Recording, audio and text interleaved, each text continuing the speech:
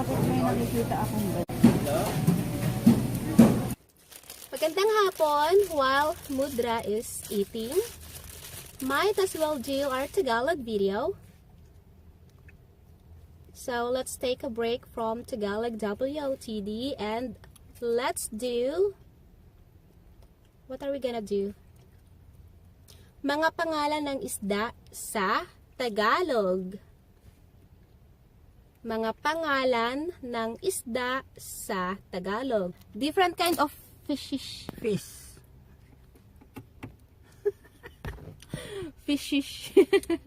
Fishish. Fish. I'm getting confused with that. They say that if Excuse me. if it's different kind of fish, it's with ES. So, bahala na, whatever. So, let's just start with it. So, our first isda is Hito.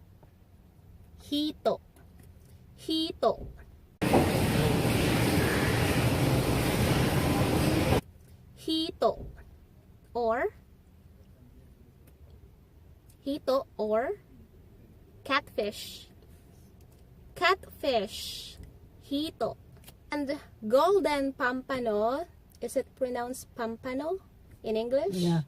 Golden pampano in Tagalog ay pampano.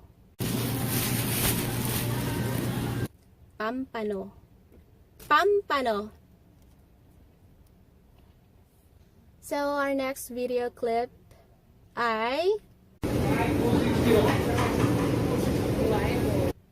what fish is that?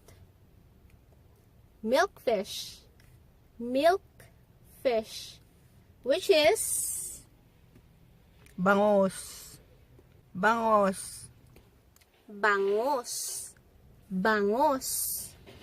milkfish. Our next fish is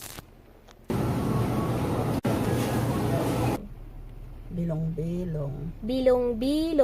bilong. Another day.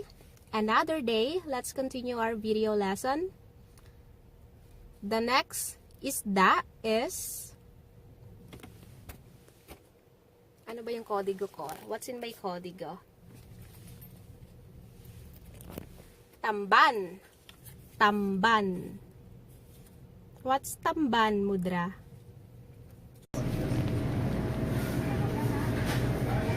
Sardines. Tamban. So, one of Mudra's favorite isda.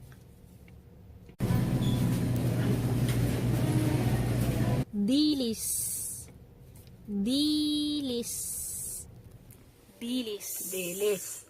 Yeah, what's dilis? Smelt. Is it smelt or anchovies? Yeah, anchovy. Dilis. Beltfish. Bakit may nakikita akong ganyan? Beltfish. Espada.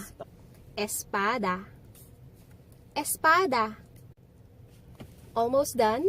We have golden sand bass. Lapo-lapo. There you go.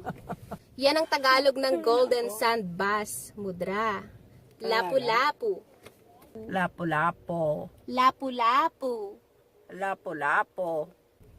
Tilapia.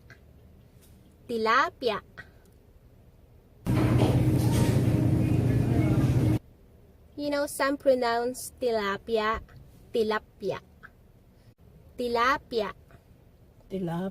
This is the last one. Norwegian mackerel.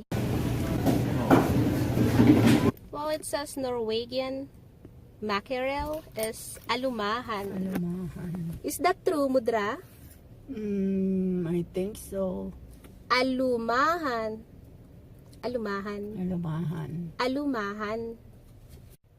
So, that's all for our video lesson.